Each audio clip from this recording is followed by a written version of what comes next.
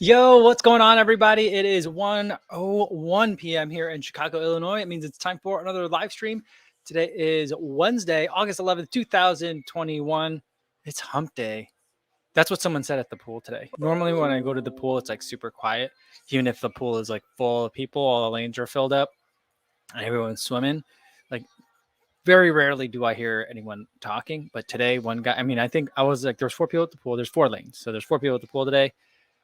I think all the other 3 guys knew each other, and like one said to the other, literally just goes, "It's Wednesday, hump day, huh?"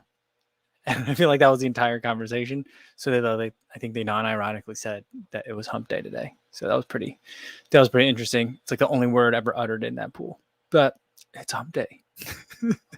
Hope you guys are doing well. Everyone listening in on the podcast, hopefully you got some good weather.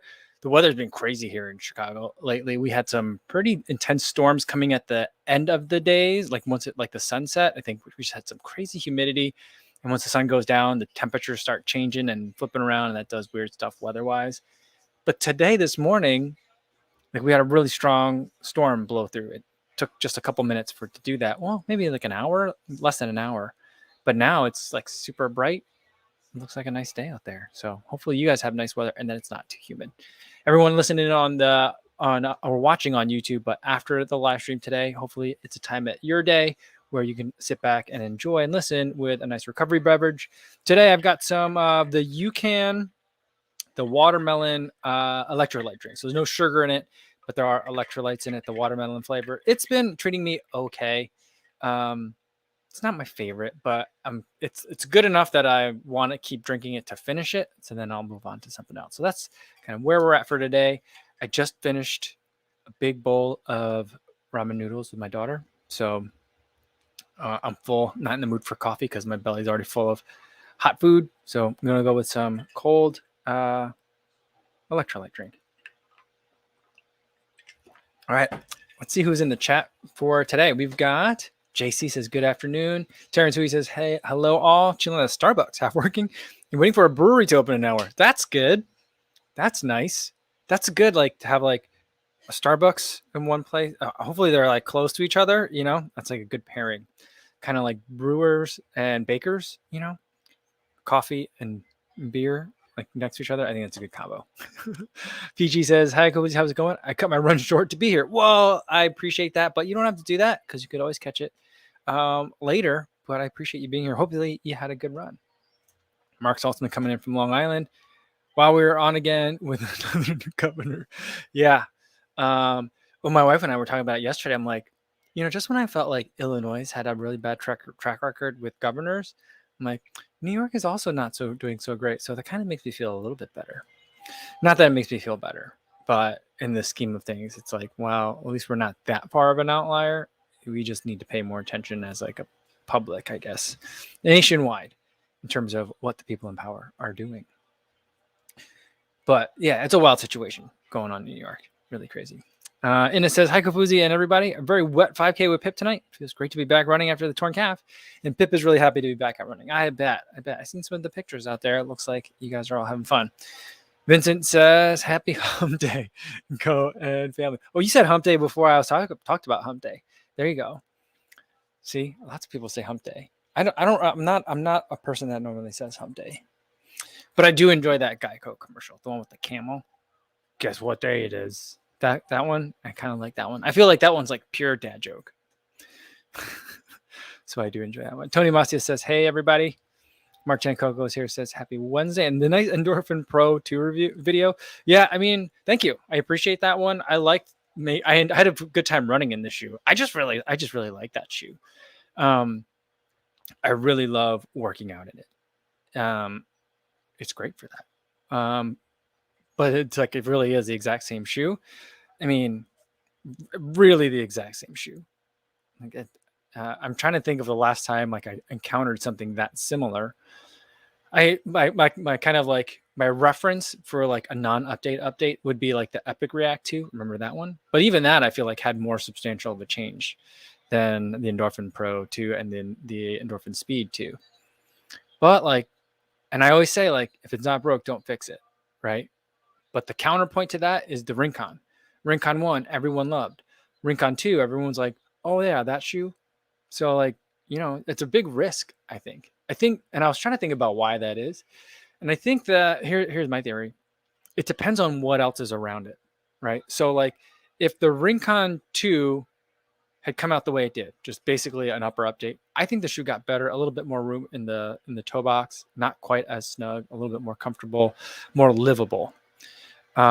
Maybe took a little bit of the edge off of the speed, but made it, you can run with it in more situations. But around it, all the other shoes in that like speed day shoe, that workout day shoe, like so many new and exciting things hit the market that it was like, oh, it didn't catch up. So like, I think it depends. So I think Saucony made a gamble. They bet hard on not changing the Endorphin series very much at all. And I think it paid off for them this year. That's my take on it. Brendan says, good afternoon, folks. Just getting back from my 10-year dating anniversary trip. Cool. Finally proposed and now engaged. What? All right. Really? I thought you were already. Oh man. All the sounds. I picked the wrong sound. I meant to go for the cowbell, but congratulations, Brendan, on the engagement. That's amazing. Great news. Thanks for sharing that with us. Very, very cool. Very cool. All right. Let me scroll down a little bit further. Everyone is congratulating Brendan in the chat. I love to see that too. Stevie76 says, yo, what's going on? Stevie? Good to see you. And let's see. Dean Zane coming in from Germany and a little wave emoji. How's it going, Dean? Thanks for tuning in today. Yana's coming in saying, hey, everyone. Just stopping by to say hi. You can say hi. Hi. How are you doing today? Good. Awesome. How are your teeth feeling today? Good. I think you're pretty much good to go now, right? Mm. Yeah? Better? No? I still have like 2 weeks until my teeth grow in. Well, they're not going to grow in for a while, but it doesn't hurt anymore right now, does it? Mm. Good. Well, I'm glad to hear that. Awesome. All right. Let's see. B. Cockton says, I have a half marathon in October. It's mostly downhill. Those are my favorite kind of races. And was thinking either New Balance TC or the Speed. Any thoughts on which would be better? Dad, next comment will be that one. Okay. I would say for a downhill race, I think it would depend on how downhill, right? So I think that the New Balance, the Fuel Cell TC, is a little bit tall and squishy. So like depending on how downhill it is, that might turn me off to it. But if it's just a nice gradual downhill and the terrain isn't going to be too wobbly, then I would go with the TC because I feel like the carbon in there is a little bit bouncier. And when you're going downhill, you can kind of load the carbon a little bit harder and then it'll give you a little bit more. So that's kind of the way I would lean for it. Yeah, over the Speed. So that's what I would pick. All right. Milton Velez says, hi, Kofuzi. Recently fell in love with the Ride 13 for my marathon training, long runs, and easy runs. What would you recommend for a race shoe for my first marathon, the Endorphin Speed or something else? I think the Endorphin Speed would be a really good choice for you if you're really enjoying the Ride 13. What else would I really recommend in that category? I mean, for like a marathon race shoe, I think that like I kind of wish that they still made the Vaporfly 4% because I feel like that is a shoe that a lot of people can take advantage of. So I do really like that one as well. I find it's pretty easy to recommend for people of a variety of levels and experience sets. So, but like if you're enjoying the Ride 13, I would probably look at the Endorphin Speed first. So I think I like where you're thinking on that one.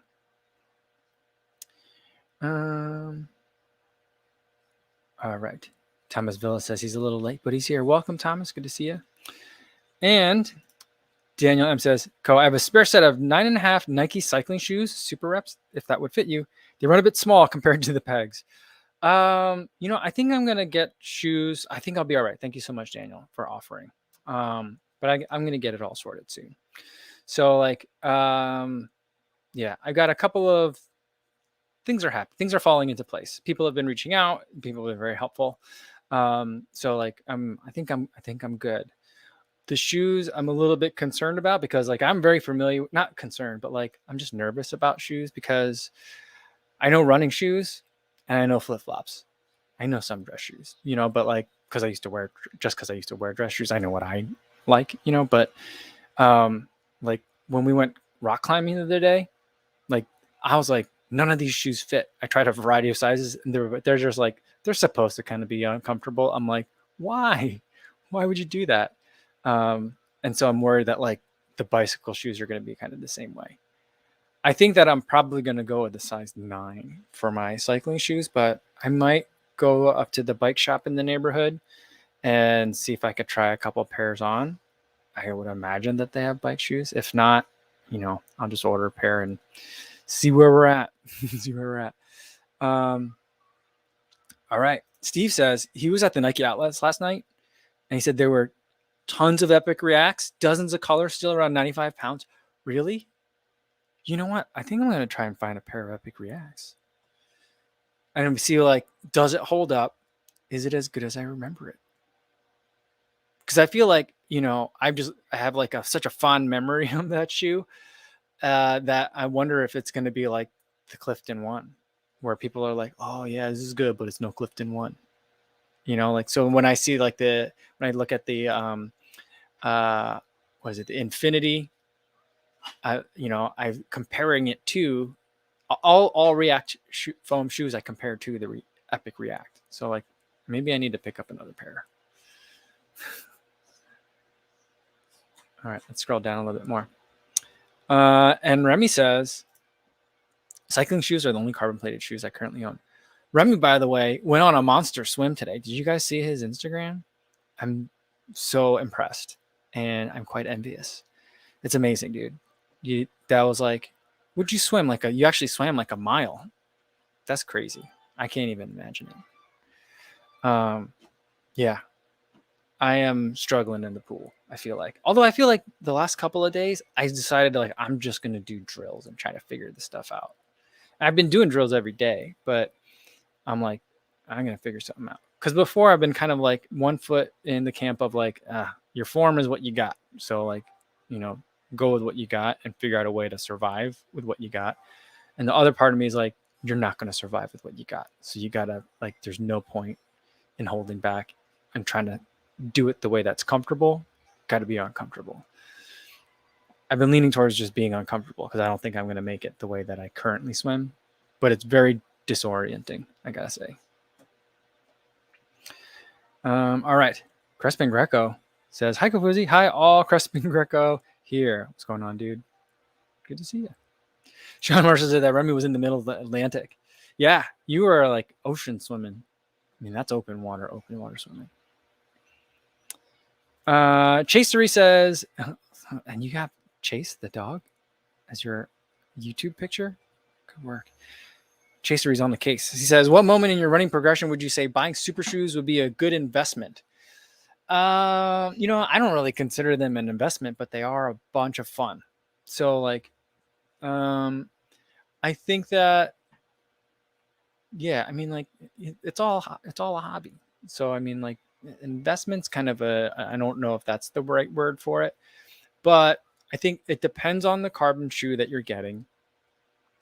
And I think it's just it's your money and your feet. That's the way I see it. So like if you are someone that's just like, I'm new to this, I want to run my first marathon. I ran a lot during lockdowns and shutdowns and stuff, and I want to sign up for one because I've been really getting into this.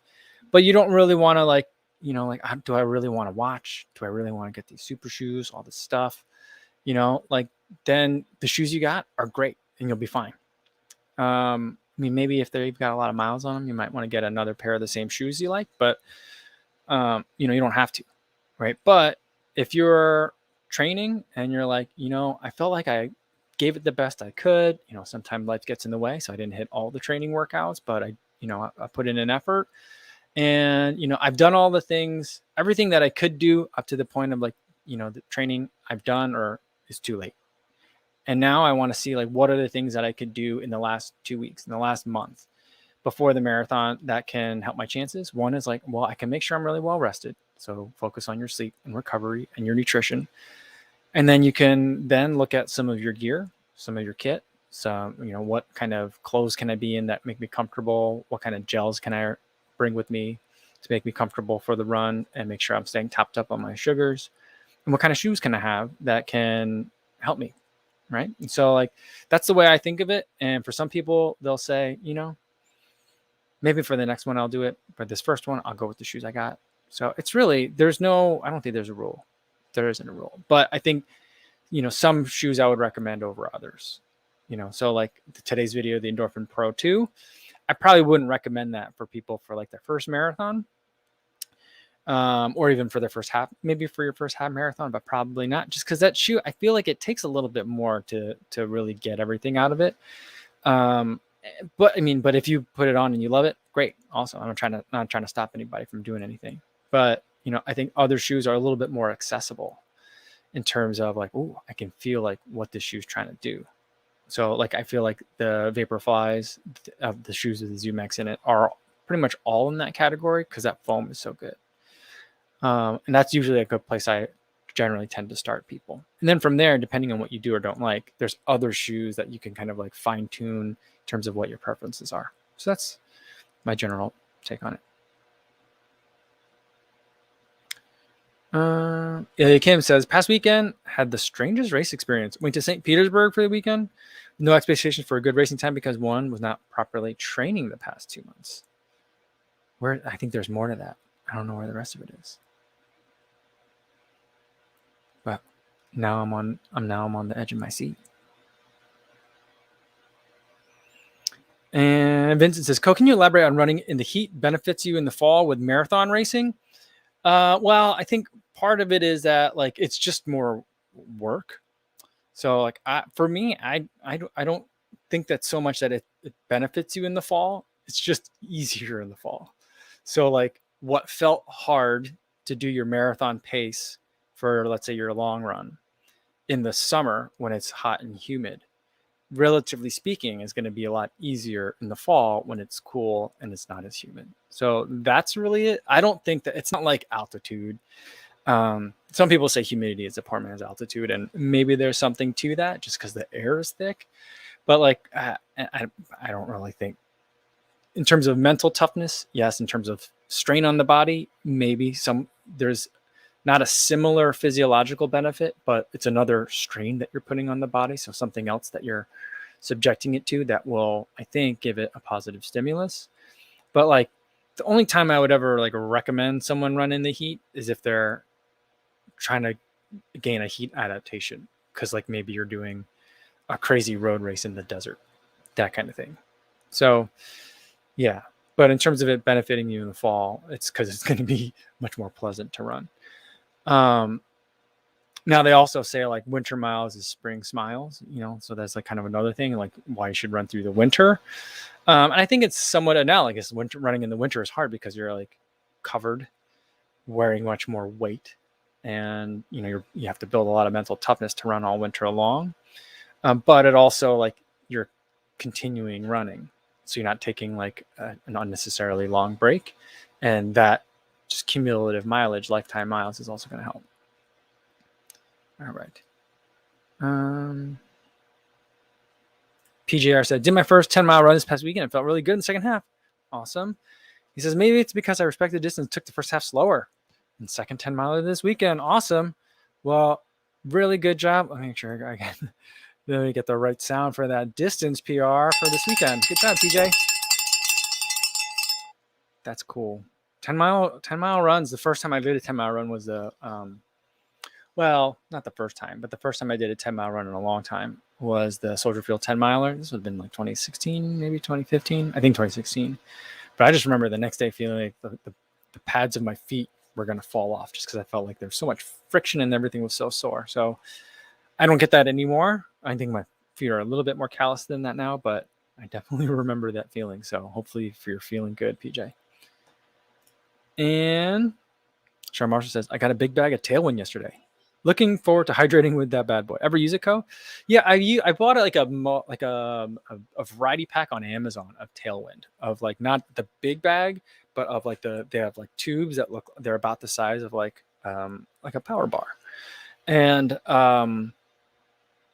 it's like a double serving. So basically, they're like, if you just want to have one serving, pinch the bag and pour half of it out. It's kind of a weird packaging suggestion.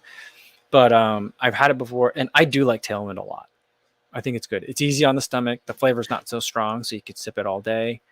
And I feel like it's got sugar, it's got salt. I like it. So having a big bag of Tailwind is nice. I think I prefer Tailwind to Scratch, I would say, but they're both kind of similar. I regard them both highly. All right, Ray, the happy jogger says, I keep my Endorphin Pro for the 5K and 10K. What about other choices for price and performance in the Asics or Nike line would be good for a marathon, especially for the first marathon? For price and performance, interesting questions. I would say, I mean, from Asics, the main one that I'd be looking at is the Metaspeed Sky, but I'm not sure that that's a great choice for like for first marathon. That one, I think takes for me, it takes a lot more mental energy, a little bit more mental energy to run in it. I would say, I mean, I gotta check. Do they sell the Vaporfly 4% still? I don't know if they do because I like that one, or like the next percent or the Alpha Flies. I feel like the Alpha Fly is probably the best choice from Nike and Asics for a first marathon, or for me, a marathon. If I were to race a marathon in a Nike shoe, it would be the Alpha Fly. I just like it. It's very forgiving. So like you can be tired and fatigued, but you'll still get kind of all like the benefits of the shoe, even if your foot strike isn't so clean. So like it's a lot of set it and forget it with that shoe. So I really enjoy that one. That's probably what I would look at. It's not cheap though, in terms of price per performance. I'd say the other one would be another one that's gone from Nike, which would be the Turbo. I did really enjoy that shoe. And it's not a tall stack height shoe, but I feel like the React plus ZoomX, I feel like they went the right way with it. They went with a smaller stack height because of the React.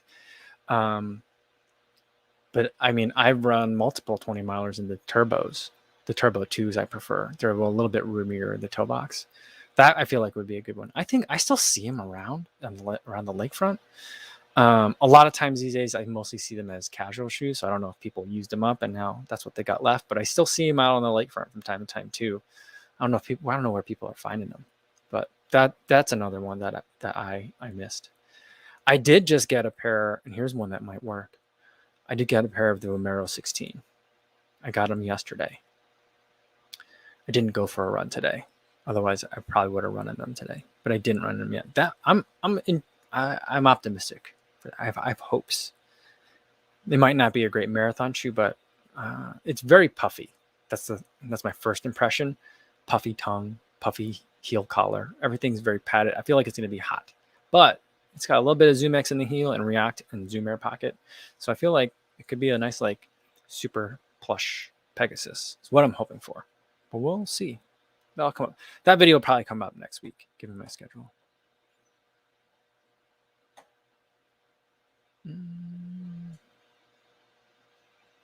Ed Bud, what's going on? He says the Turbo was a legend of a shoe. It was, wasn't it? We didn't know how good we had it when we had that one.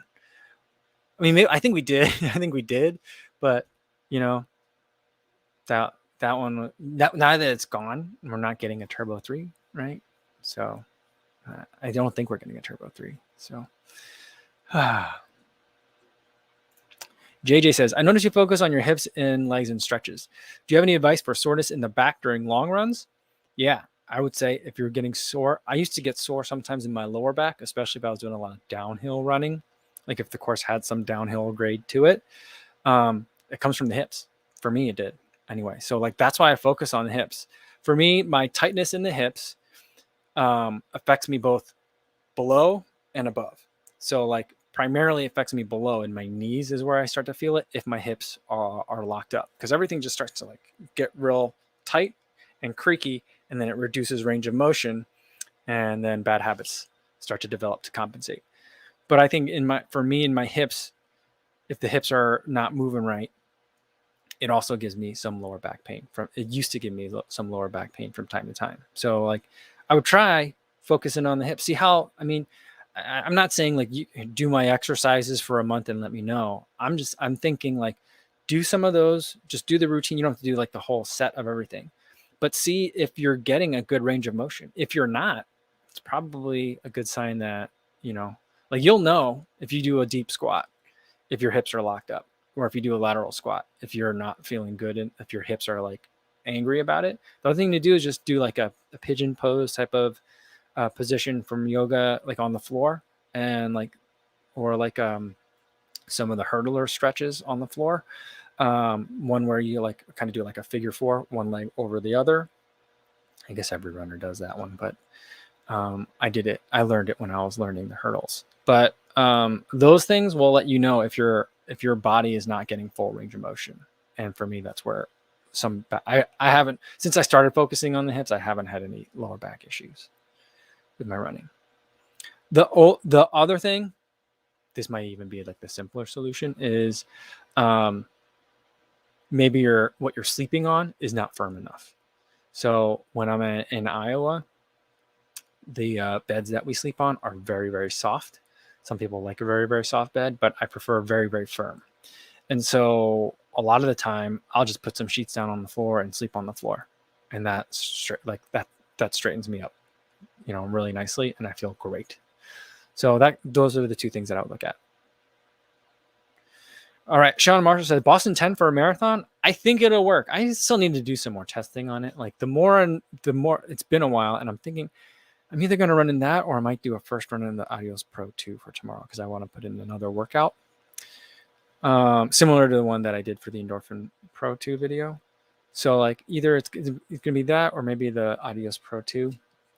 And like it feels firm. It's the thing I really remember about it. And like firmness over the course, once you get to like mile 18, 19, 20, if it feels firm to start out, it's going to feel really uncomfortable later on. So that's my main concern. Otherwise, I like the dynamics of the shoe and I think it would work great.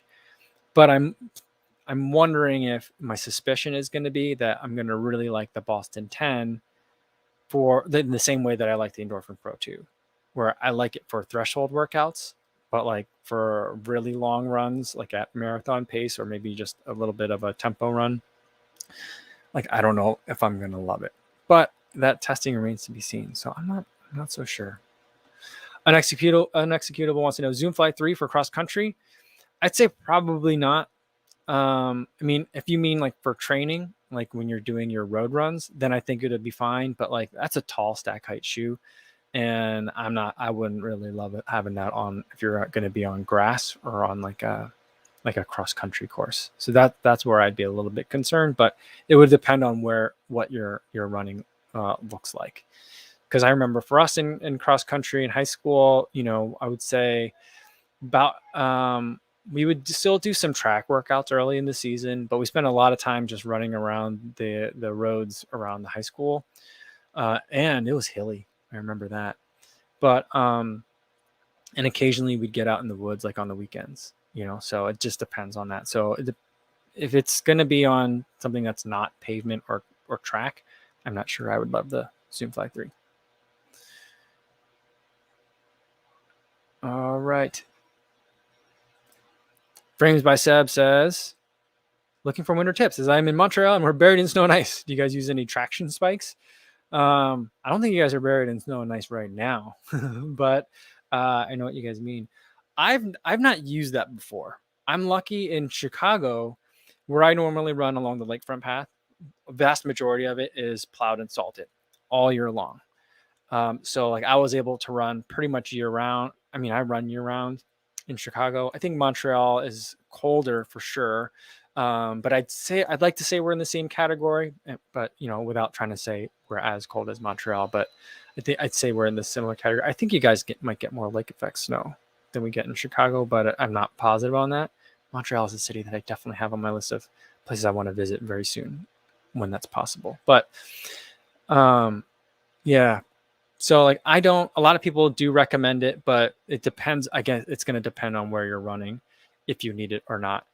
I've heard from like different podcasts and stuff, interviews of people that are like running and training at altitude in the winter, people from Flagstaff, people from Boulder, that say that they either it's just way too bad and they spend a lot of time on their treadmills in the winter, or they do get those spikes because sometimes the snow just won't ever get completely plowed, but it'll just kind of get packed down And in that situation, you might want to have some of it. So it'll depend on kind of where you're running, but it's not like unheard of, but I have not tried it. This was the year that I actually started looking for it though. But you know who does use them? Dave uses them. Chase the Summit. He does live streams too. Is he still doing regular live streams? He would be a good person to ask as well. So if you don't get any answers in the chat here. Jameson Murphy says, "What's your top 5 shoes for overpronators?" I'm not a great person to ask on that. I'll defer again to someone else. Someone else I would ask is Emily Heller. She's been getting into a lot of stability shoes. Her reason, I think, is plantar fasciitis. So it seems to me be that for her, if she runs a very, very floppy neutral shoe, it aggravates the condition. And so every once in a while, she'll bounce back to a stability shoe. And so I think she has a much broader range of experience. I've heard very good things about the Vongo. I think that the Triumph 19 is, I would call it a stability shoe. I feel the stability in it. So like those would be 2 that I would look at right off the bat. I would also probably look at the Endorphin Shift. I feel like that's another. Saucony likes to put stability elements in their shoes. So that's another one that I would look at. All right, sorry, I've been like talking for a long time.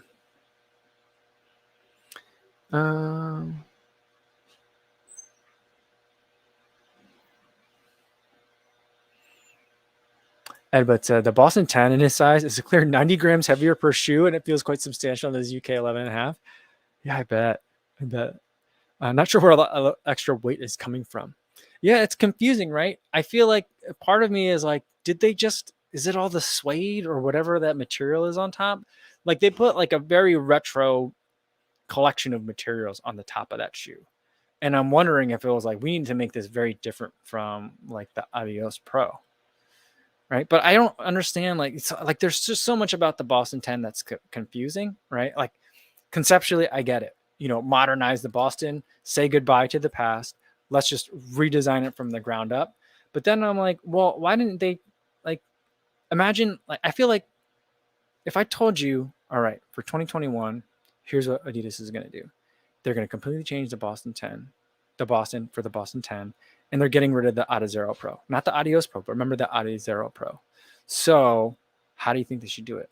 Right? I feel like they should be like, well, whatever they thought they were going to do for the Adizero Pro 2, that's what the Boston 10 should be. But I don't think that's what we got. I'm not sure what we got, but we got like a baby Adios, which I think is good. But like, it's also like the upper is still pretty confusing. Because it's like, the Boston 9 upper wasn't like retro by any means. So I feel like they've gone back a little bit. It was comfortable though. It worked. So I don't know. You're right, but that it is heavy. And so I feel like that is like straddling. It definitely is straddling like the line between like for real running shoes and then like, Solar Boost and Ultra Boost. And like the Boston 10 is like stuck in the middle somewhere, So it is peculiar. I think I'm going to run in that one tomorrow because we've been talking about it so much today. I got to figure it out. All right. Remy says, big question. Socks or no socks for the triathlon? I think I'm going to go with socks. Yeah.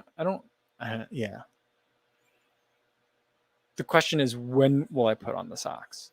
I think I will probably, like I'm thinking about in between the bike and the run. Is that super weird? I don't know. I have a lot that I haven't thought through yet about this triathlon, but I have started like looking up on YouTube for videos on the Chicago Triathlon swim. And it does look like there'll be plenty of places where I can stop along and hold on to a wall and rest during the swim without getting disqualified, I think. So like, that's as far as I've kind of gotten. And I've looked at the course, a little very preliminarily just to be like, oh, that's where the swim is. That's where the bike goes. So we'll see. But I'm thinking for the run, I want socks. But I am thinking about though switching out the laces on the shoes to stretchy ones, so I could just like slip on the running shoes. Because I don't think I'm going to be going that fast. I think I'm going to be pretty spent.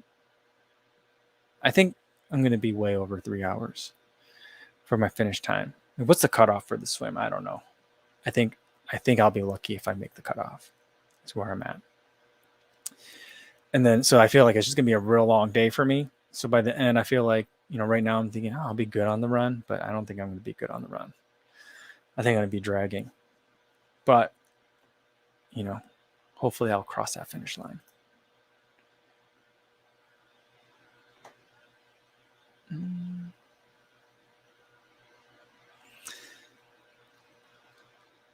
Let's see. Scotty B says, raise your hand if you got pooped on today. I don't see any other hands raised, though. So I think it might just be you, Scott. I don't think I got pooped on today. I'm trying to think. I had to think about it just to make sure, but no.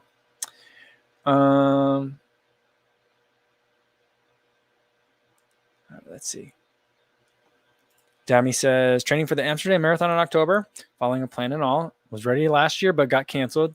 Going up to 28K this weekend. Nice. Got any tips as a veteran? First marathon, aiming sub 4. I would say good luck for you going to the 28K for the weekend. That'll be fun. I would say if it's the longest you've ever run, if the 28K is the longest you've ever run, just don't worry about getting out there too fast. Just take your time. And if you have a little bit left over at the end, that'd be great. And I feel like that's kind of like a good approach for your first marathon too, is, you haven't done it before. So you don't really know if you're doing it right when you're going out there, right? So like if you're going for sub 4, for me, the way I would love to approach that is, let the 4-hour pace group start out in front of you and keep them out in front of you. Keep them in sight, but let them stay out in front of you. And it's okay if that distance changes over the course of the race. Just run your race. Just when you feel great, you could speed up a little bit, not too much. Don't get too excited. When you're not feeling great, slow down and recover. But always just kind of keep them in front of you and then try to catch them at the end, So like, just, it's all about like a delayed gratification discipline for the marathon. This is all advice that I need to take myself. These are all the things that I'm planning for my next marathon too, just a different pace group that I'll be chasing. But that's what I would say. Err on the side of caution, definitely. All right. Someone had a question about on shoes. Daniel says, if I wanted to try an on shoe, what is the best place to start? That's a good question. I only have 2 experiences in on. One was really bad and one was surprise. And the Cloud Stratus I did like. But I think the Cloud Stratus is supposed to be their max cushion shoe. I don't know what there's their daily trainer. I forget what that one's called. Usually for a brand, and I didn't do it when I tried to tackle like what is an on shoe. I didn't do that either. And maybe I need to do that next. I usually like to go with the daily trainer in whatever company. If it's a new company to me or a brand that I'm not as familiar with, I always start with the daily trainer. So whatever the on daily trainer is, that's probably where I would start. And Rob says, put the socks on before the run and let your feet dry on the bike. See, that's what I was thinking. I'm also thinking that whatever size bike shoes I get are going to be uncomfortably snug. And so I'm just thinking I'm going to give myself a little bit of space, just the socks, just that little bit, I think will be enough. Sarah McKinney says, Yo, Kofuzi, what's up? Have you ever seen any Jeff Burns, University of Michigan, work on biomechanics running performance research? I'm not familiar with that. I'm trying to think if I have, but I don't know. The name is familiar, but it's also the same last name as a friend of mine. So I don't know if that's just where the familiarity is coming from, just unrelated familiarity. And Ed following up on the weight of the weights of the, where'd it go? Adidas shoes. The Audio 6 is 280 grams for him. So what's that like? That's like 9 points. That's under 10 ounces, I think. And then 345. Is it really 345 grams for the Boston 10? That is nuts. It does seem like there's weights in there. 345 grams? I don't know why that sounds just so insanely heavy, but that sounds pretty heavy. Wow. I'm going to go weigh mine. I'm gonna go look at them again. All right. J3RE says, did you find a road bike? Yes, I did. I did, but it's complicated. So I don't have it yet. So as a backup, well, not as a backup, actually at the same time that this latest opportunity to work with a company came up, I found a bike online. So I've had this kind of in my back pocket for a while, and I ordered a bike online. But I'm wondering if I need to cancel the order. And I think if I don't hear more in the next couple of days, I'll just go get that other bike. So, that's where we're at. So I'll be sorted. It's just uncertain yet. I know it's a crappy situation. It's like it's frustrating, but it's my fault. I should have like day one been like, hey, I want to have like someone send me a bike. Let's get on it. I just feel like trying to get people like through multiple companies and layers to approve stuff and get it out and do that quickly is a bad idea. I shouldn't have done that. That's my fault.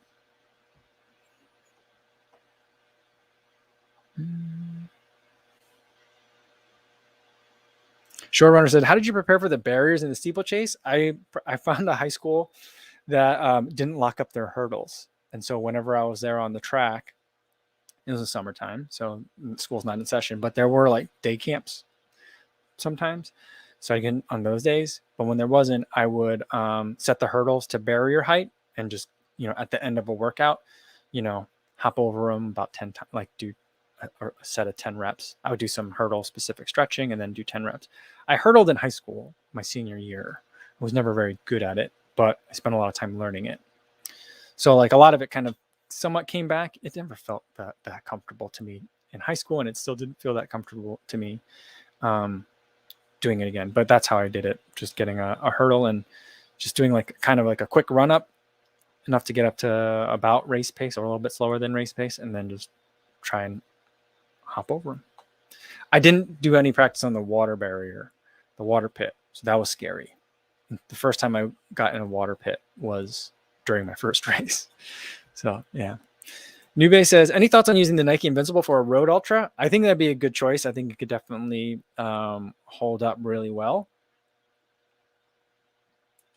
The only thing that would give me pause on that is if it's a dirt road, because it's tall and it's not that stable of a shoe. And so again, you don't want to turn an ankle on a road ultra, but if it's going to be on like pavement the whole time, like a road ultra, I think it could be a really good choice. Yigit Baykut says, "Hey, Ko, do you do any analysis using Strava? Do you think it's worth it to subscribe?" I'm not a Strava subscriber. And for me, that's because I look at most of my data in Polar. So I have a Polar watch that I use as my daily watch. And the Polar Flow app, for me, you can look at it on the phone, or it's more useful to look at it on the web, like on a desktop browser. And that gives me pretty much all the information that I tend to look at when I'm looking at training. So I find the stuff that Strava can give me relatively redundant, and so I don't subscribe to it. But if I were using, I don't know, I think if I were using Koros, I don't know about Garmin. I don't know. I there's something about Garmin that it's been a while since I used Garmin, but I don't love the way that you look at the data with Garmin. But those two, I might consider it just from my preferences, but I don't know. Yeah, and there's other ways too. People use other services like Training Peaks and stuff to look at their data. So it depends. But if you don't like the way you can look at the data from your watch currently, or if you don't have a watch, then I think it can be very useful to have, assuming you're getting good heart rate data. For me, even if you're not heart rate training, I think it's useful to have that information. And for me, a wrist-based sensor is not good enough, so I usually use an external sensor, like on the chest or on the forearm or upper arm.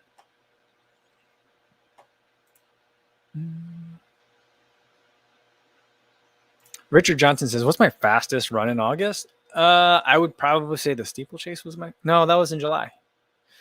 So my fastest run in August was probably yesterday. I haven't been doing a lot of fast running. I've been doing a lot of longer runs with some speed in there, but I haven't done any time trials. I will be racing this weekend though, so there's that.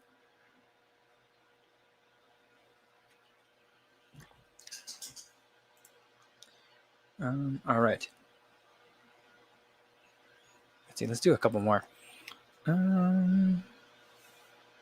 Unexecutable says, has anyone seriously injured themselves wearing flats? In high school, my dad did, and I'm scared to use flats. I'm not scared that I would hurt myself, but I am. It really puts a beating on your body, right? So it's like you're paying a price for it. So like I did a workout in my spikes. Was it 6? I think it was 6 by mile. I think I did 6 mile repeats. Is that what I did? Yeah, I think I did 6 mile repeats on the track, threshold pace in the flats. And the next day, my feet were just killing me, and everything lower body was just like a little bit sore. And that's not an easy workout. It's a pretty tough workout, but I usually don't feel quite that bad when I'm in like my road, carbon plated shoes. So that's the bigger thing for me than it is like, that's where like the risk is for me. Richard Johnson wants to know, what do you avoid 24 hours prior to a race? I can't say that there's anything I specifically avoid. I would probably, like, my first thing to say would be like alcohol, but I don't think I always strictly adhere to that. Although I tend to avoid that alcohol more generally now, just because it really messes up my sleep, and I don't get good sleep or enough sleep to begin with. So I don't like to mess with, my sleep. So I've been drinking a lot less the past like couple of years now. And then other than that,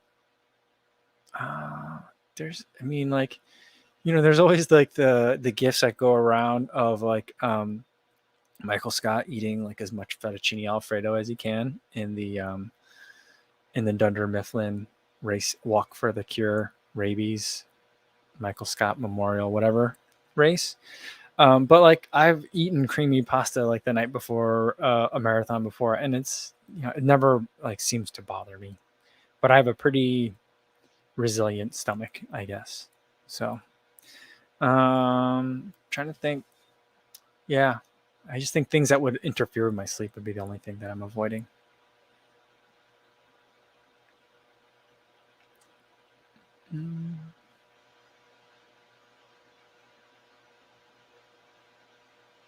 Toxic 637 says, been doing math for the past 500 miles. Awesome. But just in the last week or two, I have seemed to got worse. Any reason why? Things I would check are your sleep. Is your sleep doing okay? What's your work life stress situation like? Because stress is stress as far as your body's concerned. And so your body might be perceiving an additional load in addition to your running. Has the air quality changed? I know for like most of the country, you're affected by smoke from fires, or you're affected by just this heat wave that's been hitting the country. So like the extra heat, the humidity is definitely going to make that heart rate spike. So those could be all reasons why. Other things that I would check are, if suddenly things have changed, are you catching a cold? Those would be the things that I would kind of look at. I feel like when you do MAF training, or you're paying a lot of close attention to your heart rate generally, you can start to pick up like, oh, I'm about to catch, I think I have a sinus infection coming on, or, those are the kinds of things that I tend to get sick with. So like when my overnight, my heart rate variability numbers, my beat to beat variability of my heart rate, those are things that I look at every day when I wake up. And like if there isn't a exercise reason why my body should be feeling strain overnight, then that's usually telling me like, oh, I'm probably going to be sick. And then like 2 or 3 days later, if I don't take care of myself in that interim, I'll be like, all of a sudden I'll wake up and my nose is full of boogers and snot because I do have a sinus infection. So those are the things that I would look at. The other things are that you might be hitting a plateau. And so like, it's been a long time since I read the Math Tone book, But something that I do feel like he like glosses over quite a bit is like the fact that, he talks about, his runners is just strict low heart rate running. But for those people that are competing, they do race frequently. And so I feel like, sometimes there is truth to the idea that people are like, well, if all you do is run slow, your body will only know how to run slow. I don't think it's quite that simple, but there's something to it as well. And so it might be time to hop in a race or to do a time trial, like a shorter race kind of thing. So those are some areas that I would look at.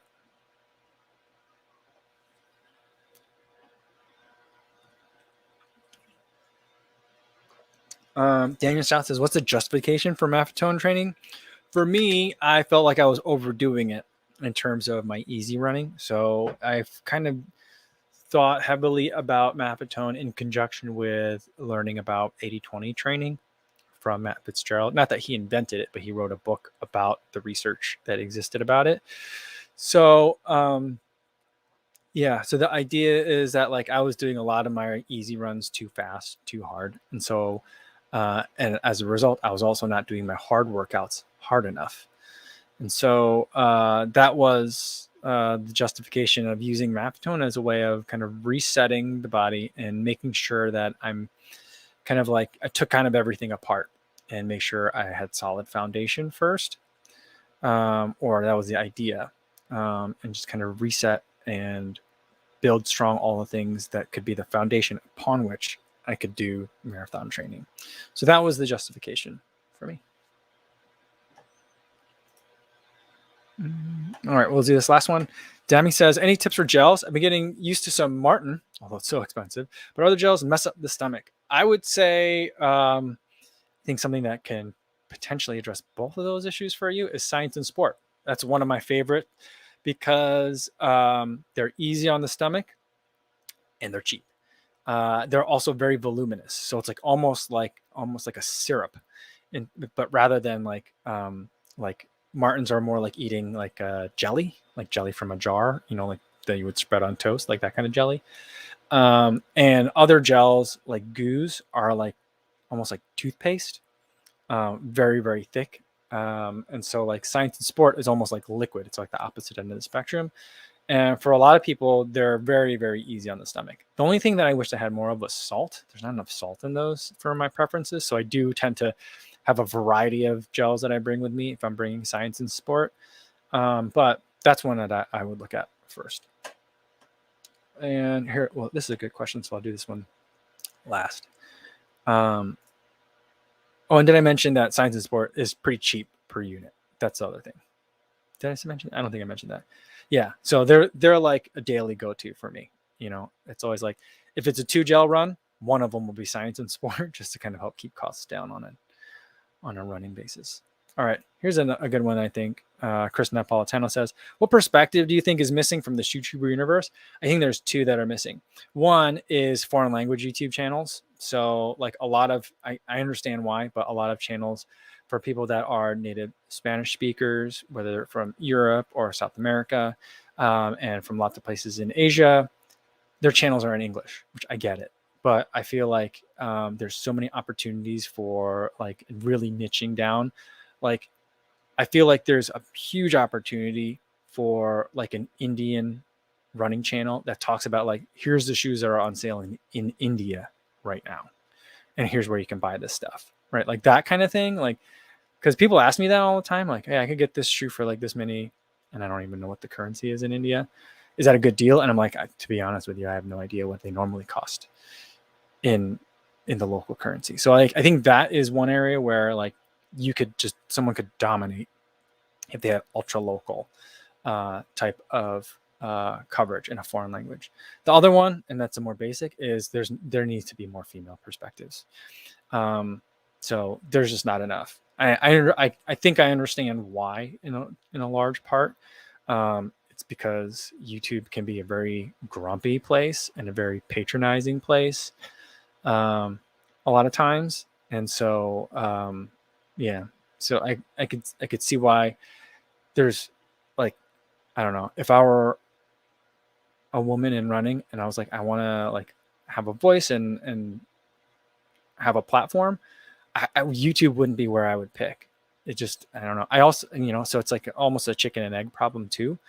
There's a lot fewer women viewers of YouTube. It's a male dominated audience as well. And so that perpetuates a male dominated creator space, which then perpetuates. So it's like, there needs to be a break in the cycle at some point, but those are like the two areas where I feel like, if you're one of those two categories and if you're super interested in running and want to start a channel, even if you're not those two categories, it's a great time to start a channel. But especially if you're in those two, I think there's a lot of opportunities there. So, all right. I think that's a good place to leave it for today.